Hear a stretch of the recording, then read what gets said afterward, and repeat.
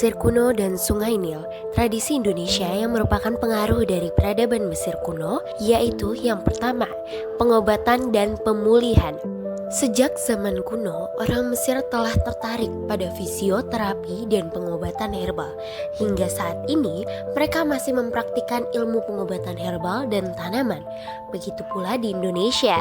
Masyarakat Indonesia pun ada beberapa yang memakai tanaman herbal untuk menyembuhkan penyakit ringan maupun berat. Yang kedua, ritual makan. Keluarga-keluarga Mesir kuno biasa makan 3 kali sehari dengan duduk di lantai, dan salah satunya harus berupa pertemuan seluruh anggota keluarga. Mereka akan duduk mengelilingi meja kecil yang disebut palate, dan seluruh keluarga akan berkumpul di sekitarnya, terutama di bulan suci Ramadan, di mana kerabat dan orang-orang terkasih akan bergabung untuk berbuka puasa. Termasuk di Indonesia, ritual ini masih ada hingga saat ini. Yang ketiga, Malam Henna. Malam Henna adalah pesta lajang Mesir. Perayaan ini merupakan tradisi para pengantin wanita yang sudah ada sejak zaman Mesir kuno, di mana henna dibubuhkan dan digambar dalam berbagai bentuk indah di tangan pengantin wanita bersama teman-teman dan kerabat perempuan pengantin wanita. Beberapa adat yang ada di Indonesia pun memakai tradisi ini. Yang keempat, Kak, atau yang disebut kue. Kak adalah tradisi Firaun kuno yang masih dilakukan oleh orang Mesir hingga kini. Setelah penaklukan Islam, tradisi ini dipindahkan ke negara-negara Arab, di mana kue dipanggang dan dimakan sebagai sarana merayakan hari raya. Tidak hanya di negara-negara Arab saja, Indonesia pun memakai tradisi ini. Bagaimana pengaruh iptek peradaban Mesir kuno ke Indonesia? Markihas, mari kita bahas. Ilmu astronomi. Perkembangan ilmu astronomi di Mesir dirujukan untuk memenuhi kebutuhan praktis masyarakat Mesir kuno menggunakan ilmu astronomi. Contohnya, untuk menghitung dan menentukan waktu meluapnya Sungai Nil, memecahkan masalah irigasi, merencanakan pembangunan piramida, dan menentukan hari-hari besar keagamaan berdasarkan perhitungan matematis. Mereka mengenal sistem kalender berdasarkan peredaran matahari, atau yang bisa disebut Syamsiah. Kalender tersebut menentukan dalam setahun terdapat 12 bulan, sedangkan satu bulan ada 30 hari. Untuk mencapai 365 hari, setiap tahun ditambah 5 hari.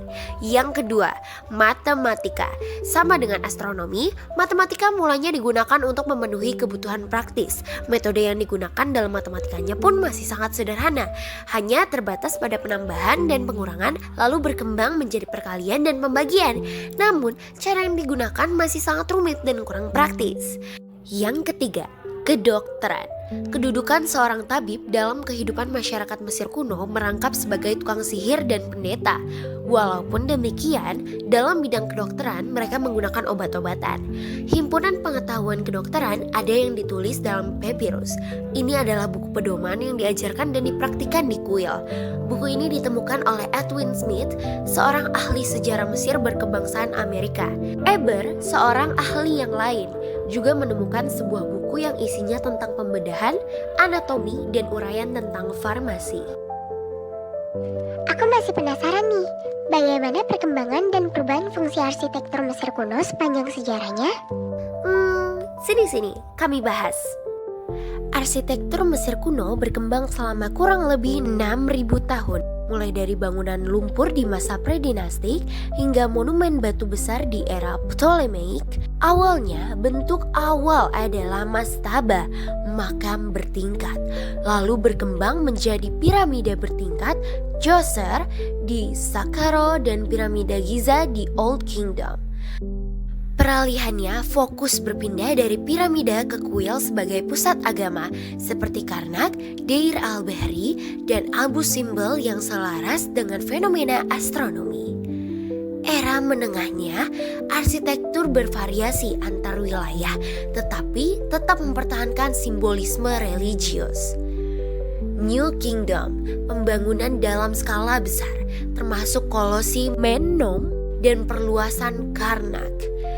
Akhir dari masa Ptolemaic, menggabungkan gaya Mesir dan Yunani, contohnya Mercusuar Alexandria. Warisannya, semua bangunan dirancang abadi, mencerminkan kepercayaan pada harmoni yang disebut ma'ad dan kehidupan setelah mati.